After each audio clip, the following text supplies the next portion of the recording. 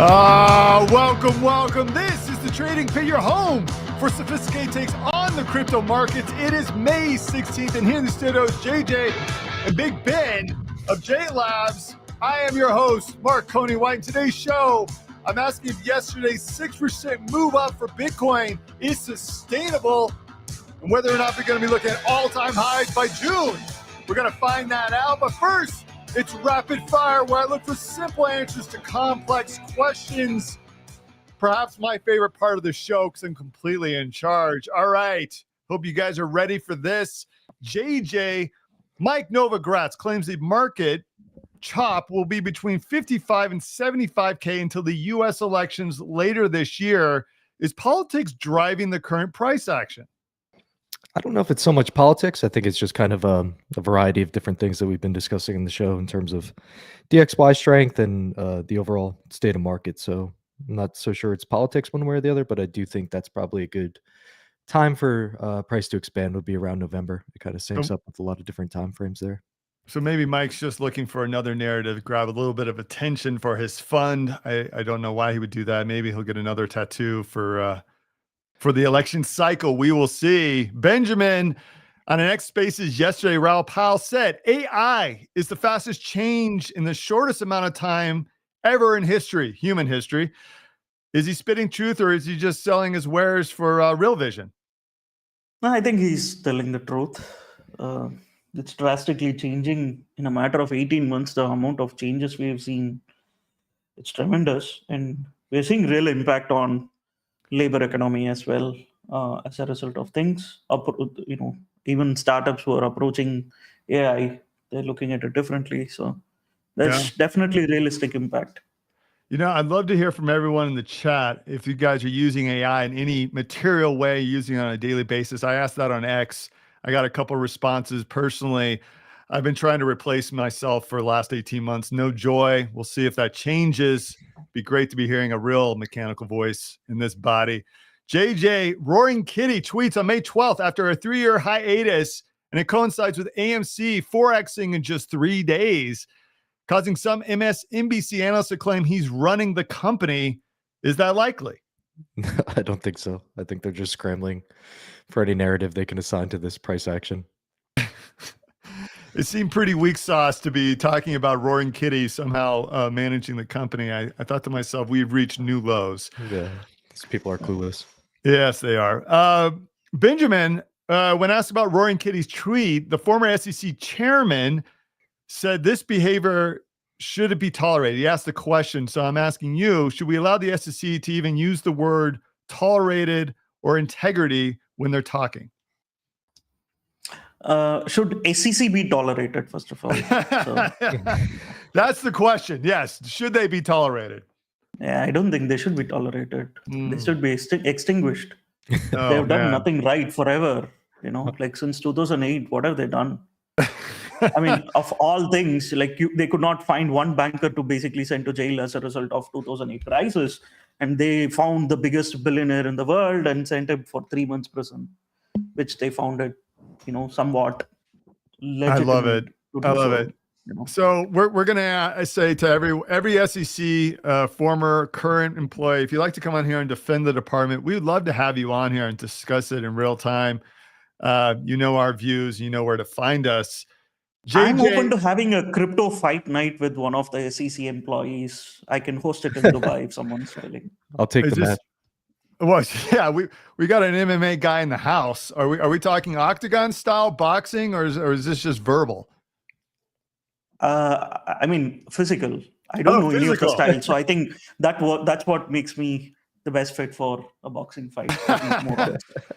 I mean, Ansem came out. It didn't look quite pretty, but I don't know. A lot of those pencil necks that are sitting behind the desks, they may get on quickly. That'd make for a good fight. Let us know in the comments if you're interested in seeing that. We'll see if we can fund it with our reserves. JJ, CPI was officially reported at 3.4% year over year, and the markets appeared to have gone risk on. Are markets too confident that inflation is coming down? I don't know if they're too confident that inflation's coming down. I think what we're seeing is kind of that beach ball underwater effect, and that the second that those fears alleviated in the slightest, you would see markets rebound. So I think that's just kind of what we're seeing now. I'm sure we'll get into that in detail today. All right. And yes and no. I don't know.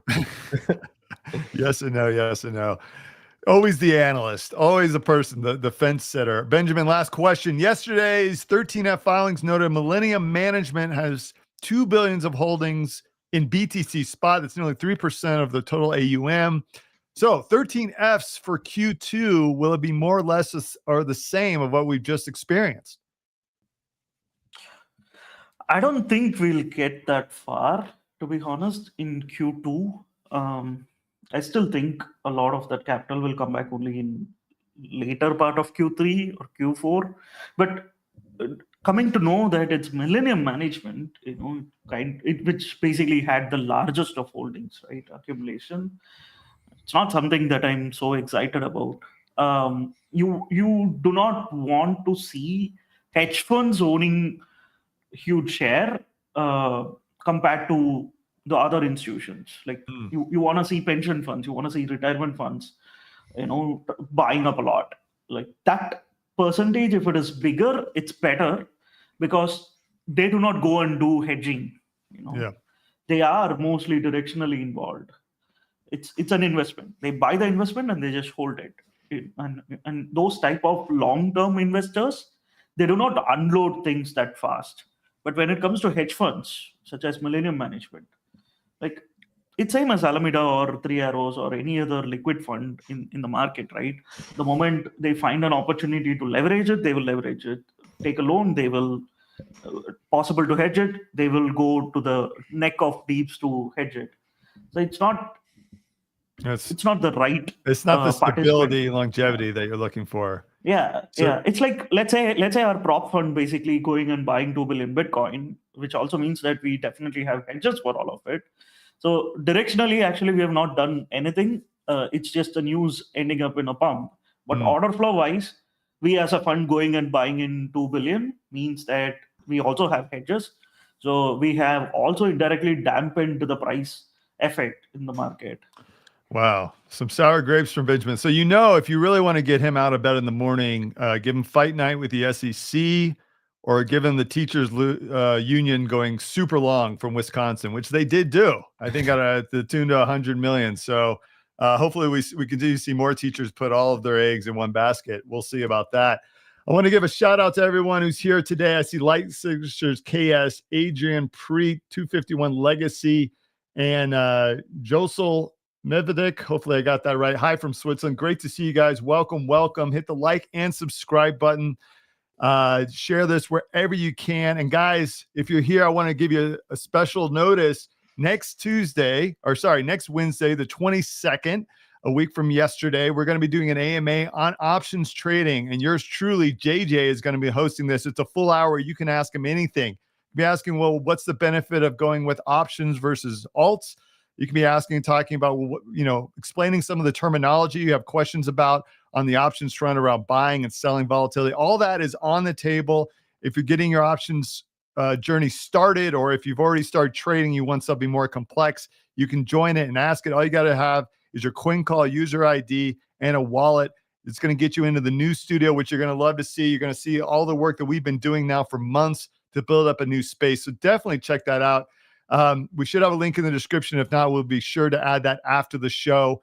You're not going to want to miss that. All right, let's dive into the market update because, man, we got some great numbers coming in. I was looking this morning, JJ. BTC was up over 5%. It was close to 6%, sitting at 66,000. Ethereum up some, closer to 2,900, just shy of 3,000. And Sol having a 12% up day on sitting at about $161. The interesting story I saw that I didn't get a lot of traction, ETFs yesterday saw 303 million coming in, almost half of that coming in from Fidelity. And we saw a continued slowdown. And in fact, GBTC was not only a slowdown, it was actually positive for, I think, maybe the fourth day, maybe the fifth day that they've had all time long since these ETFs have gone live. And then we just talked a little bit about the risk on appetite that we saw as the CPI numbers come out.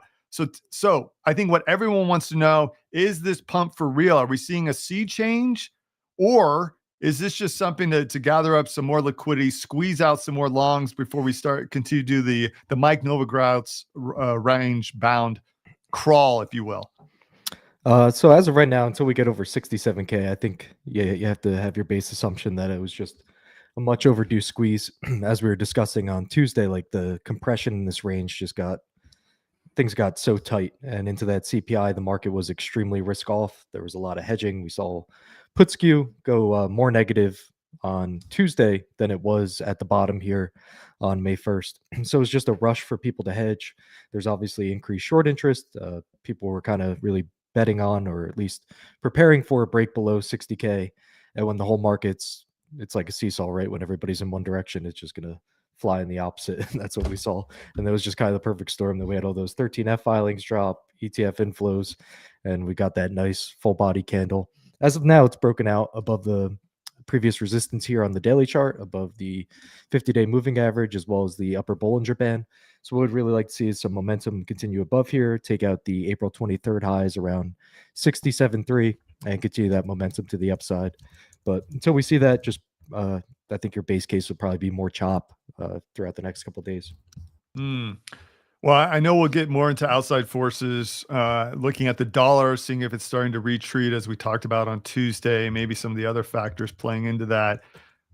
JJ, I want to ask, we talked offline about this positioning. So right now you're saying right now it looks as though we're going to continue to see some range bound. It's not really a breakout yet. And then I looked this morning at some of the options activity going further out, and I saw that June has just blown up. So the end of this month, we have about three and change billion on the notional value. June is now even higher than that. I think it was over at 5 billion in notional value, with a lot of activity running further all the way up to 100K. What are you making of this activity? What do you think's going on here? Is the market again getting ahead of itself? Is it trying to front run a softening or dovish tone coming from the Fed, perhaps with some rate cuts? There we go. I can get the right words. I think that's pretty typical, as you see large amounts of notional value assigned to quarterly expiries. So June's the end of quarter two. So that's typically the spot where funds will place the largest bets. I think like the majority of these 100K calls are probably spreads. So they're probably long, say 55 to 65K calls for the most part, or 70K calls. And then they're selling this upside, like 75K is probably a net sold position. So you're long the 70K call, short the 75K and above. So that's why like these notional values seem so high. I don't think it's necessarily people betting on price to be over 75K by June. It's more so they have that spread on to where they'll profit if price does go up, but they're not going to make, unlimited amounts of money in that scenario. Okay. Well, let's go back and look a little near term. Has anything changed for the end of this month? There was a question, I think I saw this just on X. Someone was replying and asking for, if I can see this, what is the true max pain level for tonight? So they're looking at something a little bit closer. Yeah. Walk us through the term structure. What are we looking for next couple of weeks, including tomorrow? Tonight's expiry isn't really that large. If we look at May 18th, it's pretty small. It's only about 150 million. And typically, like the times you want to look at max pain points is when you have over like $1 billion of notional. That's when it becomes more in play. But even so, we see here 65K. So that's kind of the pain point that they would like to pin it at, and this is the part where option sellers would make the most money, and that's kind of been a continued theme. We see this large amount of basically a large call wall here, so it's going to be extremely hard for price to get over this level due to how much open interest there is. Like, I don't think you'll see an acceleration to 70K before this expiry, just due to the sheer amount of call buying volume that you see here. So odds are these are going to expire worthless. It's just a matter of whether or not we wick down below that 65K or kind of pin ourselves directly at there. And then as we look out towards next week, we see that there's also max pain price of 63K, and this is a bit larger notional value. So this is leading itself towards more chop. Like, you see all of this call open interest here. Ideally, what option sellers would like to do is have price revert and just return to range and continue the chop after yesterday's squeeze. That would be the best case scenario for them, is price kind of stops here and they don't have to ultimately cover these positions and get delta neutral by going long. So what they would prefer to see is price accept back down below 65K and we just end up back in a chop range. So that's kind of the way the market's positioned through May. And again, we see much of the same for May 31st, a lot of 65K call interest and above. So ideally, market makers will be able to stuff this back down below 65K in the coming days, and then price will accept back into the previous range, and this kind of intermediate fall spike squeeze that we saw yesterday will be done with. It gave so much hopium. I can feel people bringing out the hopium mask and putting them on, and now we're just saying it's just going to be more chop. Not necessarily like it can, like the fuel's there. It's just that we would need to see continued spot buying to drive it up. Like you look at this is over $3.6 billion in notional interest. So there's going to take it would take a lot of spot buying to continue to drive price up, especially above 70K where you have this massive amounts of open interest. So there needs to be some other buyer to step in and offset the selling that would take place there once price reach that level. All right, Big Ben, I want to bring you on here. We were talking before the show a little bit about some of your reservation that this is going to be a sustained rally. I think you were looking at some of the alts, maybe looking for some funding to flow into those, not really seeing that. I know you've got your screener, which is going to indicate if there's some near-term trading opportunities from an altcoin perspective. So what's your take on this recent pump from BTC and the fact that you're not seeing a lot of that money? At least I didn't think it was flowing down. Does that give you a moment's pause? I don't think there is a confirmation for me to get back heavily on alts at this moment. Like, of course, on a long-term perspective, accumulation in this zone or anywhere lower is still fine because most of the altcoins are still down like 50-60% from their 2024 high or from their all-time highs. So depending on which of the token and what perspective you typically would have, it's fine to buy altcoins on a long-term basis. But on a short-term trade, see, it's still me. Yeah. So before we get into positioning and looking specific to that, what about this recent pump? Because I know you were talking about I agree with JJ completely on that. That it was a beach ball effect, and certainly quite a lot of accumulation in OI on the short interest had definitely happened, and people were losing hope that the price is going to just crash down and we have a new bear market. The sentiment in CT was really horrible this entire month. Even the OGs were coming out and saying like, maybe this is it. Maybe we're not going to see anything happen. Maybe it's just going to be meme coins and everything else is going to be dead. Don't short a boring market, right? That's kind of the number one trade. Well, people found that out yesterday. Just to add some context to that, I'm looking at the Coin Analyze. Liquidations was total was about 33.5 million. Short liquidations were 26.6, whereas longs were only 6.9. So definitely took some shorts out of the market. I think that were getting bored and probably saying, no, this is definitely going down. Yeah, quite for sure. There has been it was definitely the short squeeze. But what we need to wait and see is, will there be a follow-up in terms of buying and a Coinbase premium, and like spot has to catch up, right? And the difficulty I have is that it is still May, and in May it's rarely anything good that happens. Unless it's a fight night with the SEC. Okay, all right. We see how your mind is trained and how you frame this. Okay, so May is a bad month. I'm trying to see more evidence to say that it won't be a sell in May. So, okay. Well, what evidence are you looking for that would tell you it's not a sell in May and go away? Well, of course, the first thing is very good spot buying and consistent spot buying.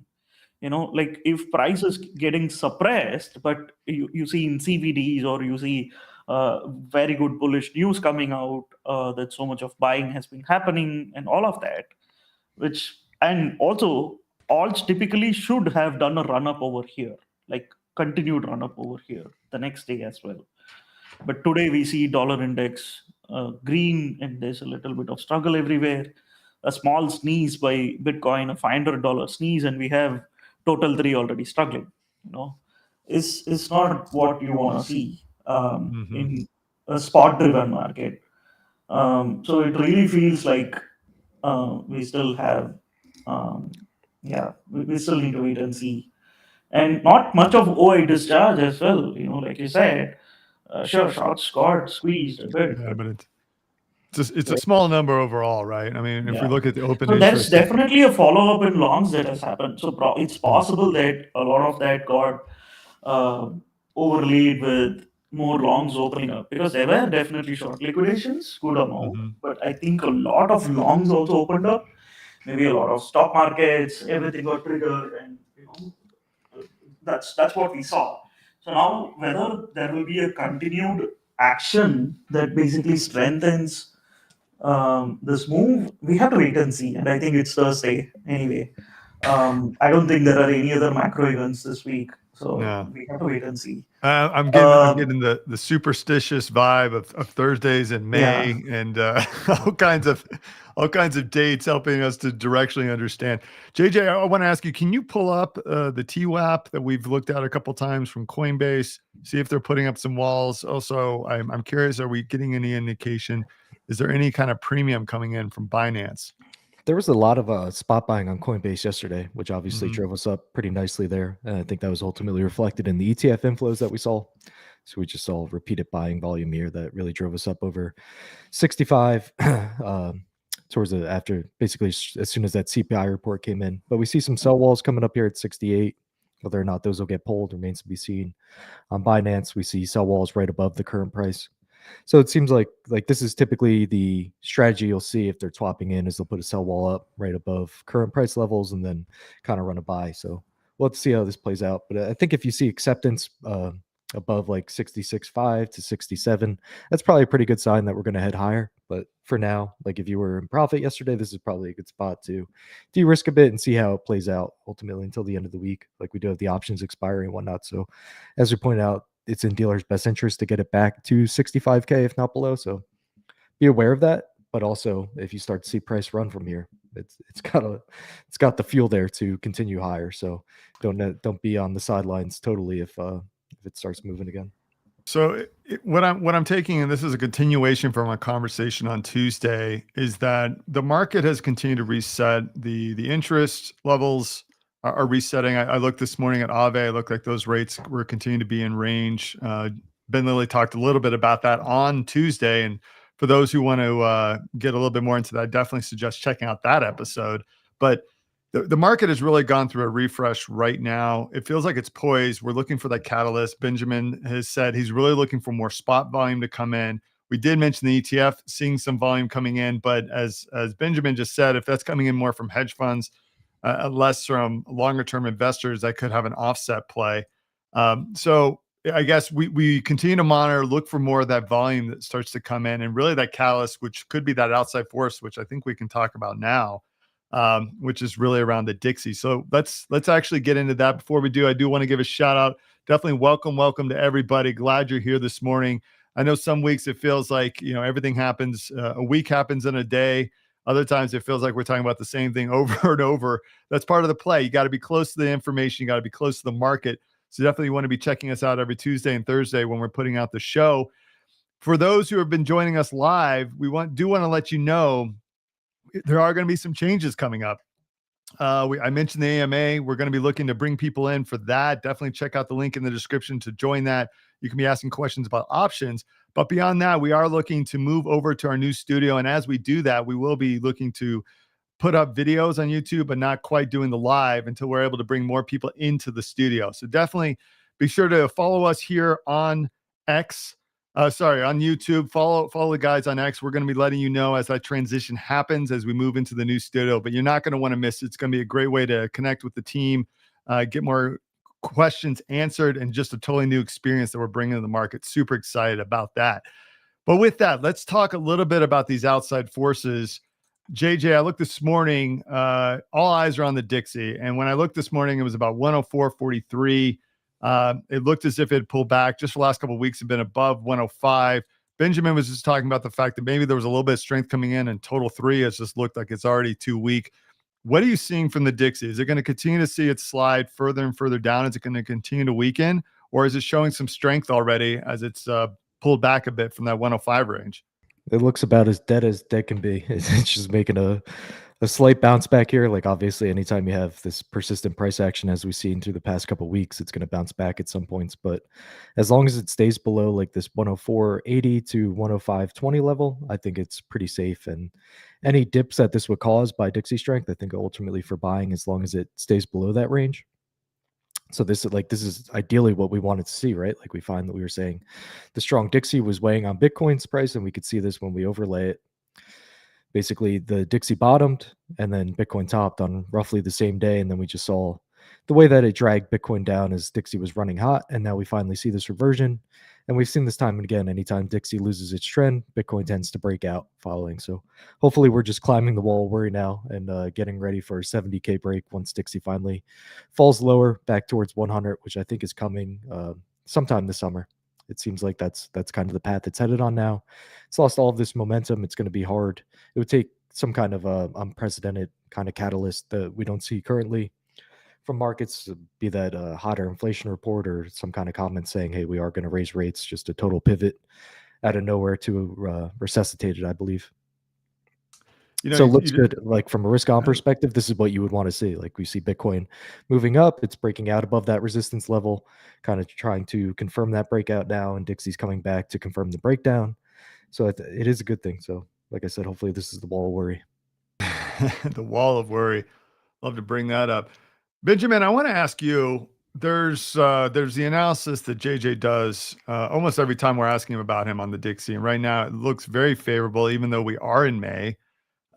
It feels as though if we saw a breakdown here, we could see some real risk on appetite. And I think there's that distinction you drew earlier in this episode, which was, are we getting more of the longer term investors, perhaps the pension funds that are looking at these ETFs, or we're thinking maybe retail is getting a little bit excited to start rejoining the market? Or are we seeing more hedge funds which have access to different pools of liquidity and are really going more risk on?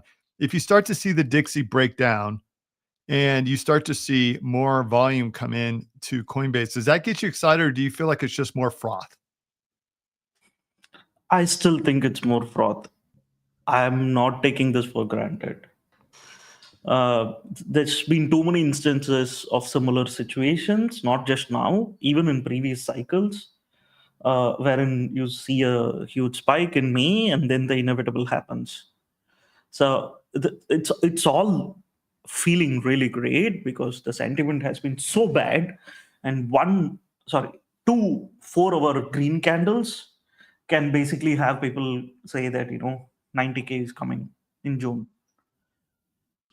Like there are people saying like 250 for Sol coming next in Q2 or early Q3. Like it's already begun, the discussions.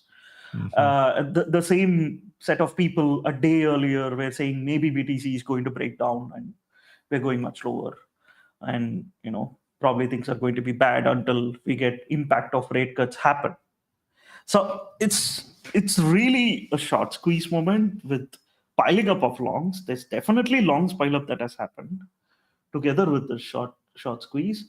So let's wait for at least a weekly close. If this is going for 90K, I think most people will not miss a good entry. Let's see if it gets to 63K and holds. If it loses that, we are going back to 60K again. This can keep going sideways for another 4 or 5 months before there is resolution. Yesterday's flows for ETF was the first best flow day in like weeks, isn't it? Like in nearly 10-12 days. This entire month we had really bad days. We had 3rd of May at 378 total net inflows and 6th of May 217 total net inflows. So it's already showing you that there is a slowdown in ETF flows. So we cannot pick and choose a couple of these very good volume candles on the ETF inflows and say, hey, we're changing the game. On the macro side, definitely there's an improvement. I do not deny that. But the seasonality is something I'm not able to deny. I'm not convinced that there will be a different seasonality this time. Because 2020 May, after the halving, BTC went on a consolidation, pumped up to 12K, came back down to 9K, and just consolidated for a while, and in September and October is when it started truly breaking out of the 10K zone and running, right? There's no reason to believe that something else will happen this time. And remember, in that cycle, we had the DeFi cycle happen in those months. The DeFi, but the biggest of DeFi summer happened back then in 2020. It's not even 2021, because 2020 is when Sushi Swap and all these things basically came in. FTX was new and SAM was becoming a big deal. Everything happened at that point. There was so much money flow in that consolidation period into altcoins. I don't think we are seeing anything similar right now, whether it is into altcoins or into the majors. So I continue with skepticism with the seasonality. Maybe we make a pump to 70K, but it makes no dent in my thought process. It's a ranging market. So you see a huge short squeeze opportunity, you can bet on a long and let it pump up, get out. This is as far as a trade is concerned. Long term, nothing changes in my perspective. Just keep accumulating. Yeah. So I think that is good perspective. If you're getting overly excited or juiced that this is going to be sustained for a long period of time. JJ, I do want to bring it back to you, Benjamin. If you could bring up your screener, I think we'd love to be able to show the audience that. But JJ, for the time being, I did want to bring up this analysis from Jamie Coots. We were talking about it offline. Did a really nice job of liquidity, but he talked about the three sort of factors he was looking for that would really give a lot of rocket fuel to the market. So dollar depreciation, credit expansion, and increased government debt issuance. So dollar depreciation would be seeing the Dixie go down. Credit expansion is actually looking at, I think he's looking at sort of the different bond markets, and he had a couple other metrics there, and then increased government debt issuance. What I find interesting here, because there's only so much time to go into this analysis, we're seeing the dollar potentially break down. Credit expansion, as I said, he kind of shows that it's beginning to potentially turn around. An increased government debt issuance. When we just look at the United States, there's no way they're gonna pull back from that. On a long-term basis, I can't see any other way of looking at this. So there's the trader in you that wants to say, okay, what are we going to look like, as Benjamin just laid out, for the next couple of months? And then there's the investor in you that says there's no way that these factors aren't improvement for the bull case for Bitcoin in the next 5 years. How do you think about those two? I think so you just look at the Dixie, right? And I keep it simple because I'm stupid. So the Dixie's telling me all I need to know. So if there's more liquidity coming to the system, you'll see ultimately the Dixie weaken, and we know how Bitcoin tends to respond to that over time. So if you look at the momentum it's lost here, if this does continue and ultimately falls below 100, I think that's a scenario where we see 80K plus BTC. So from an investor point of view, this is all you really need to keep your eye on. I believe we've survived the worst that Dixie had to offer us over the past couple months as it ran up to 106 again.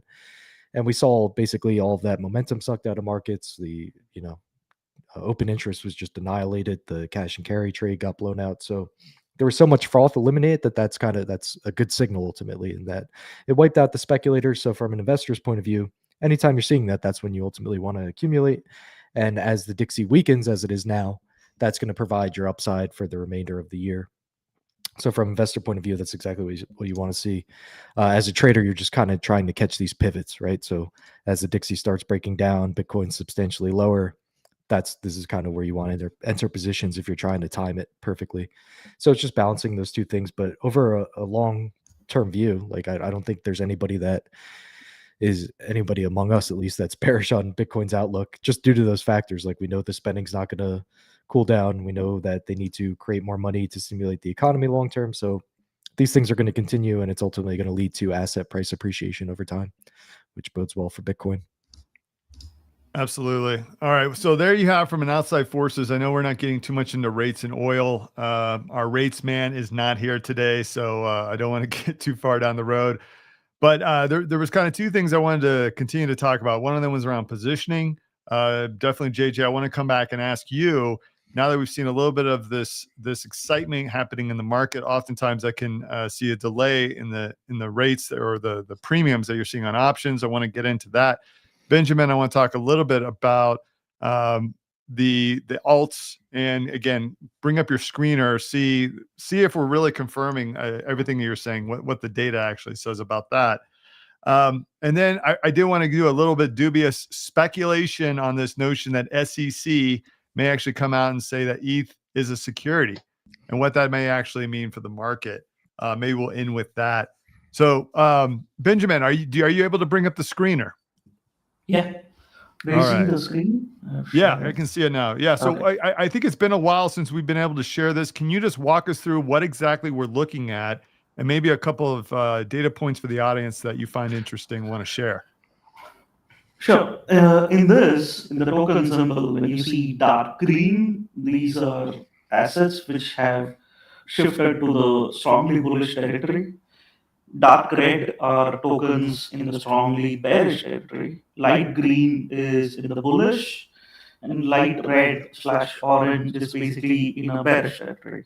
Everything that's white is a neutral zone.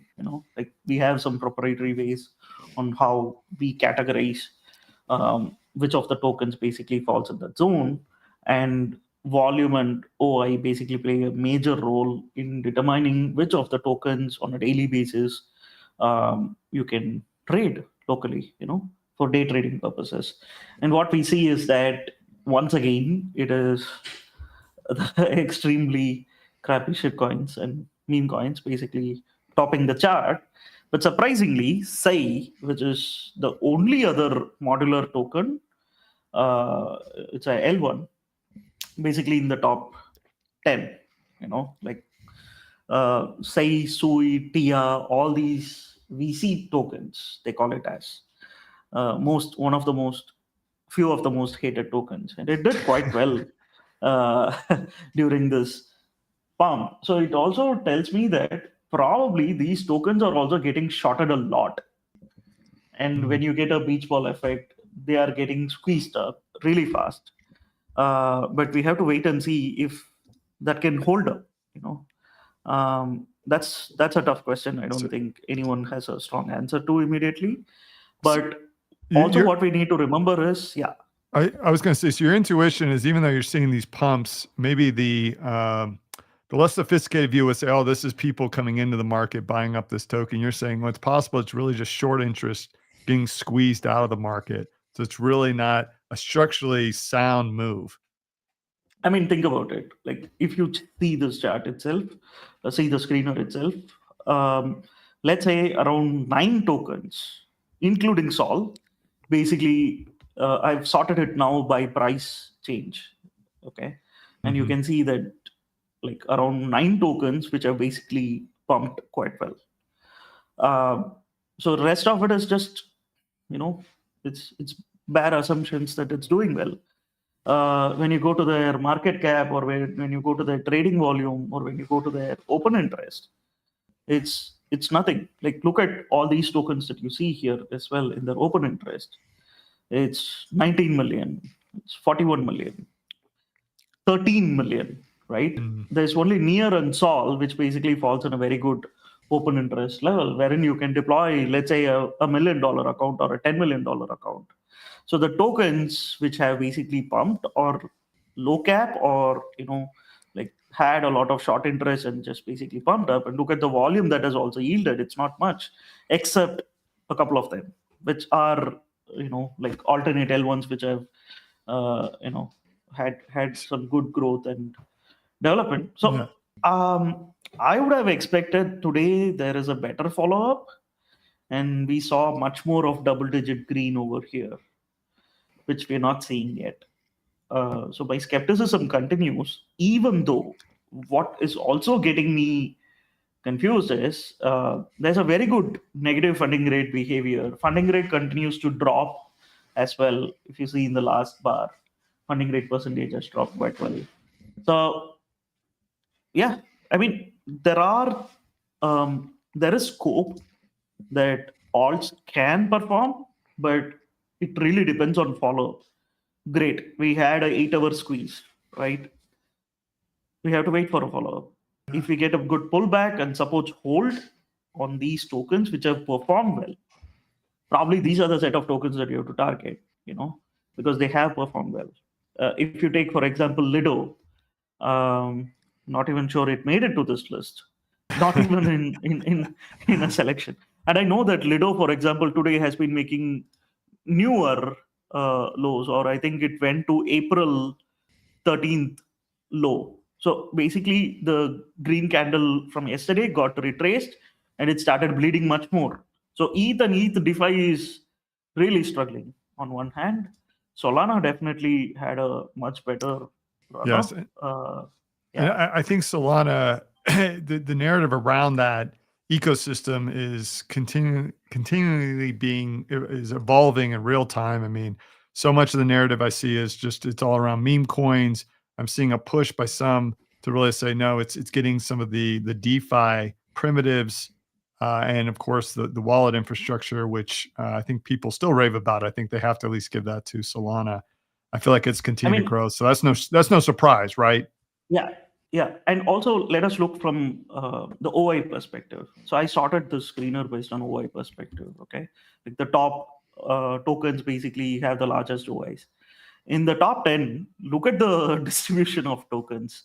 You have BTC, ETH, and Sol. Great, no problem there at all, thankfully. And then you have Dodge, Bonk, Pepe, and then you have WIF basically comes into being. So it really tells me that out of 10, if you have like 4 tokens, I don't call this as a top, that's not what I'm trying to get at. But when the market, even on futures trading, is highly skewed towards meme coins and leveraging over there, whether it is short or long, I don't think it is going to make it easy for price action to move up on altcoins. It is difficult. Yeah. Because it still gets isolated towards these 3 or 4 tokens, which is like it's not a great sign. And even then, if you see, the largest OI is still on the meme coins, and look at their color. They all fall in the neutral territory, right? Yeah. So it is really a beach ball effect, like JJ is saying. Great, we got the squeezer. Now will we break out of the range and start running? So yeah, we got a comment here from G-Man. It says at least Sol has a pulse. ETH seems like it's flatlined, which I think also gets into a little bit of the question above that, which is the ETH ETF rejection priced in? Let's get to that in a minute, because I do want to get a little bit more on the options side. I think thanks for sharing the screener. I think this is a good perspective for those who are trying to break down and understand the market. I guess last question on that, Benjamin. When you're looking at this, you do see just a little bit of traction both for Sol and Near. Is that a good starting point in your mind to start investigating those specific projects a little bit more? They're the ones that got a little bit of attention during this time. Near as is just one example. I've seen it kind of float around with the AI narrative. Still a lot of people believing that that's going to have legs for the next 18 months. Not to say use this screener for investment purposes, but as a starting point to start to look at some of the projects. Is that a useful way of looking at this information? Yes, I mean, that's how we'd approach. That's how we have to approach. Okay. So that is why we built the screener, to say that, look, these are the tokens that you can bother to look at. And if it is strongly bullish, then you have better odds of succeeding if it pulls back into the support levels. Like imagine you have 196 tokens and you're able to filter it down to 8 tokens on a daily basis, on a hourly basis, and say these are the tokens that I'm going to care about on a day trading basis. That's all that matters, and then you can figure out the risk reward using variety of reasons. Let's say it is the AI perspective. We had OpenAI news, Google news, great. But also remember last time when there was NVIDIA earnings and it was good, it did nothing to AI tokens. AI tokens still bled. So a lot of these forced narratives that when there is a very good AI news, all of the AI tokens will do fantastically well. I don't think it is always the case. I think overall there is a little bit of a mild slowdown everywhere. Yeah. So I think we have to give it time to breathe. I'm not bearish at this market, but I think we need to give it time to breathe. It's taking time to go to Aruba for the summer. I think that's where Benjamin's mind is at, and unless we start to see some change in volume. All right, JJ, I want to come back, talk a little bit more about options. Again, as I said, we just saw this rip in price on BTC, a little bit on ETH as well. I want to understand how that's actually changed the options pricing and some of the premium, because I know anybody who's investing in these markets is going to want to know that. Before we do that, I do want to say to everyone, if you're interested in starting this options journey and being able to follow along exactly what JJ's doing, definitely check out the CoinCall account or the link in the description so you can open that account, start your trading. And if you have done some trading or you've got questions, definitely sign up for the AMA. It's going to be next Wednesday, same time, 9:15 Eastern US. And we're going to have a full hour in which we got JJ's attention to be able to answer any questions from the most advanced to the most basic to help you out with that journey. You're not going to want to miss that. It's going to be in our new studio, which is super exciting. So JJ, all right, break it down. Are you seeing some change in premium?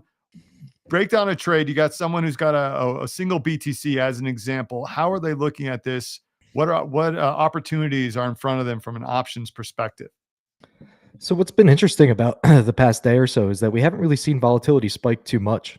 So that kind of signals this wall of worry or disbelief effect in that despite Bitcoin going up, whatever it is, 6,000 from the lows that it was at on Monday or Tuesday, you don't see that call buying chasing here, which is ultimately a good sign. Like you don't see that rush froth. And we see that here on the implied volatility levels, is that they haven't changed all that much. It went up maybe 5 points or so over the course of the past day. So that's an encouraging sign in that the market isn't fully at full throttle yet, right? And that kind of gives it more room to expansion. If we do see that breakout above 67K, 68K or so, then you'll really see that call buying start to pile in and rush into the move and try to catch ultimately what could be a move to 75K or so. If we look at this from an options perspective, so here's the December calls that we were pointing out, just saying like, okay, look, these have gotten extremely cheap over the past couple months, and now we see they're back at 15,000. So if you bought these anywhere when we started talking about them around 9,000, you're up a nice $6,000 gain on that. So that you could obviously take profit there and cash it out, or you could run an alternative strategy, which would be selling some shorter dated volatility against it. So if you own this 70K call, you could go to June and check out that expiry, and you could collect 4,000 of premium if Bitcoin ultimately doesn't move past 70,000 by the end of June. You collect that premium, keep your December call, and you're still in profit on that. Sorry, just one more time. Are you rolling that position, or are you closing it out and reselling it? What were you doing there? If I was holding this December call, if I had bought it from the $9,000 level, I wouldn't be in a rush to sell it because, as we said, we haven't seen that large volatility spike yet. What I would most likely do is wait to see how price action plays out over the next couple of days or so. If we start to see this trend back towards 65K, what I would probably do is go towards June, sell this 70K call against it, collect that $4,000 of premium, and then maybe look to hedge with some shorter dated puts for the end of May. We could look now, and the put premiums have dropped drastically due to the spike up in price. So if we look at, say, 60K puts, in case you still think 50K downside's possible, these are trading for over a couple thousand just 2 days ago. Now you can buy them for 650. So I still think you want to be long volatility here due to the fact that we haven't seen that large spike in implied volatility levels yet. So until we get confirmation that we are back in a range, like obviously if we do, then you'd be covered to the downside. These put premiums would spike up a bit, and then you would have sold some June premium against your December premium. You can collect that if we're just going to end up in a ranging market, and you have that downside protection, but you're also still fully exposed to the upside through the end of the year in case things do get crazy from here, right? Like you look at this chart, Bitcoin clearly looks like it's trying to break out here, and it's certainly a possibility that we just continue a run to all-time highs from here. So you want to keep that optionality open, especially at these price levels where it's not it's not like that call's trading for $30,000 or something ridiculous. We haven't seen that rushed call buying come in. So until you see that, or you get confirmation that we're in a trending market, I think you want to keep all of your chess pieces open here and see how it plays out. And ultimately, even if we do fall back below 65K, this December 70K call isn't going to lose that much of value, especially if you're offsetting it with the June one. So say we fall back to 65K tonight, 64K, this will probably drop back down to 11 to 12K. And ultimately, if you're selling that June call, it'll offset the premium, especially if you have a put to the downside too. You'll basically end up at where you are now. It's a good way to hedge yourself while also keeping your longer dated exposure to the upside fully there. So if you heard all that and you got super excited and you still had questions about what exactly JJ meant, you got a couple of options. You got all of his videos for trading options on the education channel. Definitely check those out. They give a breakdown of his strategy and his way of thinking. You can be signing up for Coin Call right now and going in, looking at the options chain and just writing down some of this, creating some trades to see what those positions are looking at. Or you could just ask the man himself when you join us next Wednesday at the AMA. I think that's the easiest thing to do. So JJ, appreciate that. I think what was interesting to me was just the breakdown in premium that was required on those puts. Really gives you a perspective. Even with a smaller change in IV, you're starting to see a breakdown in price.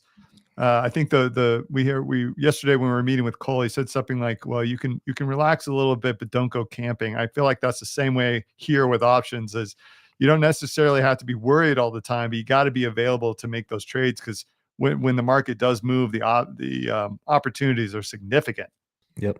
And they're decaying instruments, so you have to keep an eye on them because they fluctuate in value so wildly. So it takes a lot of focus for sure if you're going to be getting into options. It's a little bit like having chickens and having to worry about the wolves coming, right? Yep. You got to be prepared for the inevitable or the unknown. Yeah.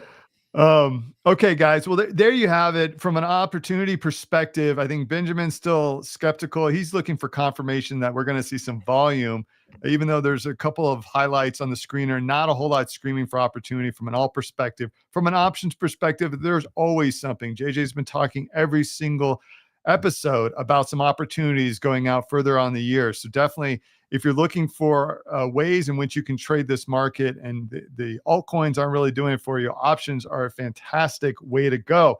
Guys, we're going to wrap up this episode with a question I just mentioned a couple of minutes ago, which is around the ETH ETF. There was some discussion yesterday coming out on X with some of the folks who are in the know, relative speaking, around the ETF. There was some discussion about whether or not ETH could be called a security by the SEC. So not only do we see a decline in the ETH ETF, but we actually see the SEC coming out harder and saying that this is actually a security. And I think there's questions like we had here. Is the ETH ETF rejection priced in, or is the market already ready for that kind of inevitability? I think we had another one here. ETH BTC seems to accelerate to the downside. What's your target? Huddle tonight, I will say that I'm not sure we had a target. We're looking for the volume profile rather than a specific price target. And we've talked about that a couple times on the show. So definitely stick around. You'll hear us talk about that. And when the volume spikes, I'm sure we'll bring that up. But let's come back to that. JJ, we were talking offline about the fact that, Larry Fink's come out and said, listen, I don't care if it is a security, it can still become an ETF, and I think it will still do fine. What's your perspective on that? I mean, he's incented to want to sell that narrative. Yeah, I'd say he's been correct about everything so far. He got that Bitcoin ETF approved when nobody thought he would, so I see no reason to fade his judgment there. And I think I think what the market's just waiting on now is some clarity one way or the other. And especially if this risk-on sentiment continues, like Dixie keeps falling, Bitcoin keeps going up, he's stagnating. I think once we finally get the news one way or the other, it's going to be a release valve on the market because everybody is quite hedged for that event right now. If we look at ETH put skews, we see that they're deeply negative throughout May, indicating that the market's very heavily hedged here, prepared for the downside, which creates a lot of friction. And then ultimately, if that news is the slightest bit of relief in one way or the other, ETH's just going to move up. So I think you ultimately want to be ready to buy ETH in the coming weeks if this risk-on sentiment continues. So let's go back to that question we had. Is it priced in? Are you looking at here that the market is it's not necessarily priced in, but the market's the more sophisticated traders are hedging and almost expecting it? Yeah, everybody's prepared for it. So it's not unlike what we saw yesterday into the CPI, where everybody was prepared for a bad CPI, and then what happened? There was nobody left to short. Everybody was already short, right? And then the only place price can go from that point after everybody's fully hedged is up, because then all of a sudden you have new buyers coming in. So once they introduce some kind of clarity one way or the other, whether that's even declaring it a security and saying, okay, here's the path that it can take to institutional adoption, once the market knows, I think it'll start to move upwards. Benjamin, Big Ben, I want to bring you into this and have you answer. What's your perspective? I mean, first of all, do you think it is a high likelihood, and let's put that over 25%, that ETH is declared a security? I think they won't declare it as a security. There's too much riding on risk for them as well, because I think SEC also knows there is a lot of US money which is sitting in DeFi, in lending and borrowing business. Like for sure, a majority of the TVL is not retail. It's a lot of funds who have basically put money into it. And the moment it is declared a security, the impact is going to be very different. It's not about ETF at all if it gets declared as a security. What is It's it about about, then?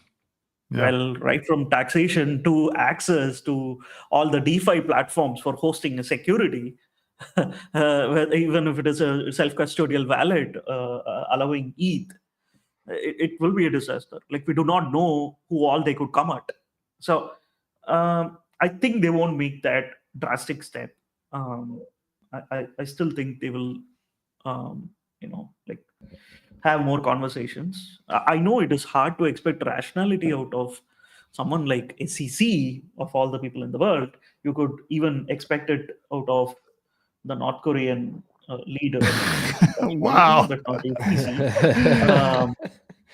Well, he's a big fan of even DeFi. then- Yeah, we should send Dennis Rodman to talk to the SEC. Okay, sorry, go on. But even then, I don't think ETF should be approved for ETH this year, to be honest. I don't think so. Look, we have a tremendous opportunity when it comes to BTC. The ETF just came out in Jan, and like, we have to go full head on. And it sucks to be saying this, but do a crap load of marketing and keep bringing in volume into Bitcoin ETF. It is the real narrative. Like, spend all the resources for that. Larry Fink has to be full blown on it and push it, and probably end up accumulating 20% of all supply. Like, take BTC to $10 trillion market cap, for God's sake. Doesn't matter. But it's a much easier narrative to sell, because BTC is unique. You can't beat BTC. Nothing can, right? ETH, on another hand, has a lot of packages. It has a face behind it. You have Vitalik still alive. He's not dead. And you have an Ethereum foundation which you can screw. You have so many moving factors. You have Uniswap that you can screw. You have DYDX you can screw. All of these are also US players. There's a huge risk when it comes to ETH involved. So if I were a pension fund, would I put money into ETH ETF? Sorry, to betting on an ETH ETF? Probably not. I would rather go with still BTC. And this comes from a team which has majority of ETH maxis, but still, Lily's So you're really saying grinding to kill me. For sure, I know that. Well, that's why we keep it geographically this is what I think, separated. Like, consolidate all resources towards pushing in BTC ETF. Bring in another, like, the target for this year was 30 billion, like, keeping the Grayscale amount aside. Like, the target was 30 billion. This was the OTC brokers target, the institutional buyers target, when it comes to the amount of ETFs that we'll see. Let's get that before we go ahead and open a door towards fragmenting the volume. Like, there is no demand for diversification right now from institutional players with respect to the number of ETFs that they want to diversify, right? Like, number of instruments in terms of BTC, ETH, Solana, Dodge. Like, I have my friends who are, OGs discussing about, will there be a Dodge ETF before ETH or BTC ETF? And I'm like, what the hell? Why do you want a Dodge ETF? Yeah, the conversation goes off the rails at that point. So let's just kind of bring it back to the original question. If the SEC was to declare it a security, you're saying you don't think that's possible, or you think the likelihood is low, the rationale being that it would have so many impacts to so many retail investors, some institutional investors, because of the way that ETH as a platform connects to all of DeFi, that would make it very difficult for them to perhaps it'd be one of those things where it's like, once they do that, now they have to ask themselves, how do they enforce it? And that's just that much harder. Look, I'll tell you what. When we had the Luna season in 2022, early 2022, before Luna blew up, there is this interview from Do Kwon, where he openly said, if Luna goes down, you will see the global financial markets go down and banking system take a huge hit. And he was right. He was 100% right? What happened?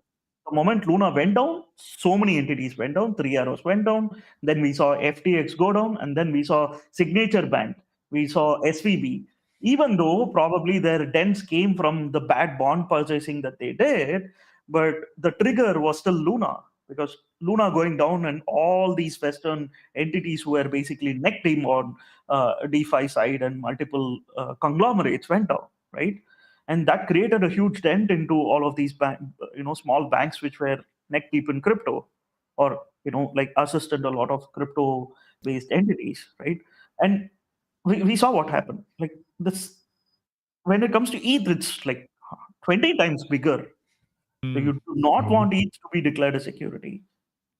If it does, then there is no way to gauge the amount of impact that will happen. And it will start from USDC and USDT.